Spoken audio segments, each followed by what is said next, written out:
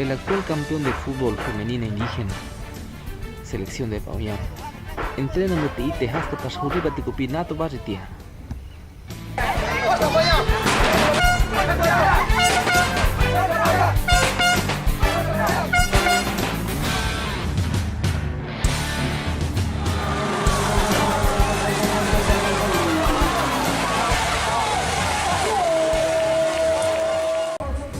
Usa Barretera campeona están ganando 1-0 a la selección femenina de Santa Teresita de Cachigococha.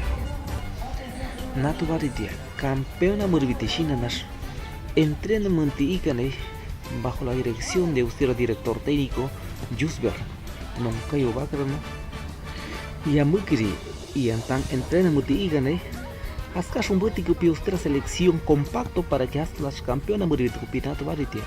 Hasta junta con Borabui, gana el Mauchumabo, Hatu Tantana, ni Hascashon, Hatu Cocanticopi.